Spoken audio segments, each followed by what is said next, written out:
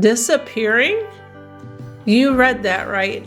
This is one of those recipes that never lasts long. And once you try it, you'll see exactly how it got its name. Hi friend, and welcome to my kitchen. Today we're making the Disappearing Chicken Casserole. And this dish truly lives up to its name. This is a classic Southern dish and one that you will want to make over and over again. So let's get started. The first thing we'll do is get our oven preheated to 350 degrees. Now we'll get our burner on so we can boil our water for our pasta.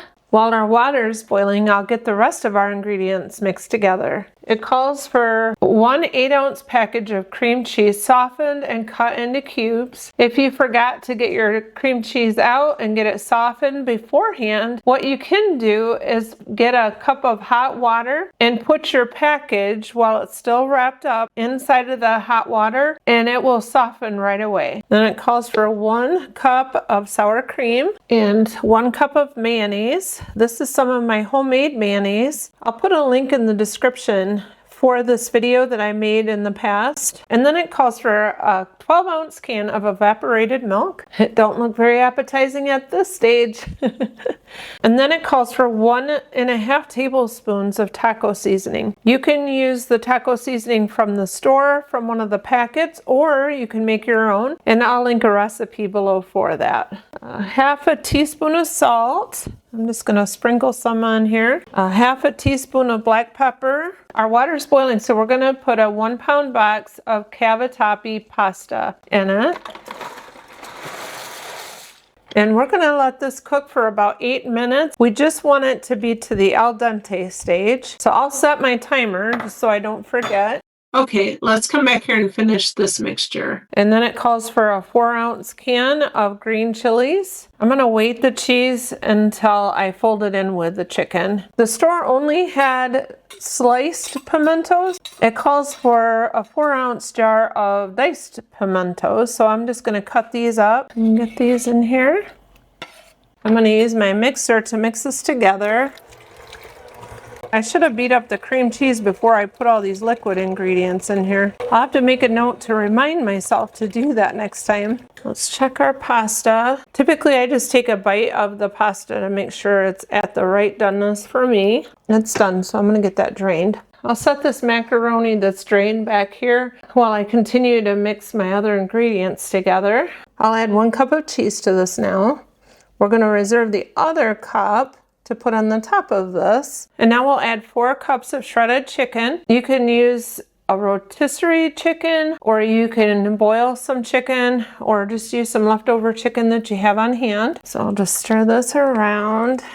And then we're going to add our pasta to this, and we're going to mix everything together. My bowl is almost not big enough.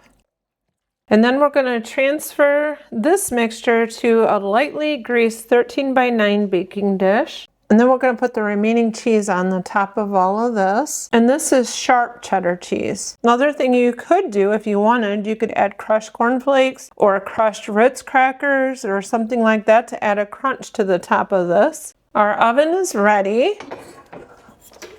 This will be in here for 20 minutes, so I'll set the timer. Let's take a look in here. Ooh, that looks so good. Let's put this back in.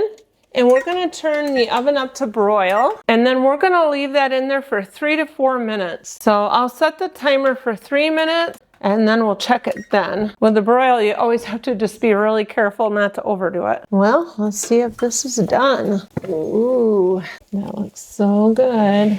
I'm going to put a little more black pepper on here. The recipe calls for fresh parsley on the top, but I'm just going to sprinkle some dried parsley for added color. That looks incredible. So I'm going to scoop some of this out of here.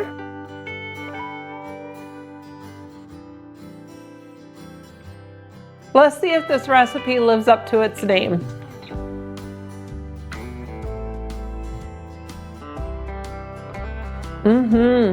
It is really good. You know, I actually think some pepper jack cheese in here might just add a little bit of kick and make it even better, but I like it is. I would say it definitely lives up to its name. If you give this a try, let me know what your family thinks about this. If you enjoy content like this, I would love it if you would subscribe so that you can join me here again next time. Thank you so much for spending time with me today. I hope that you're all having a blessed day. Bye for now.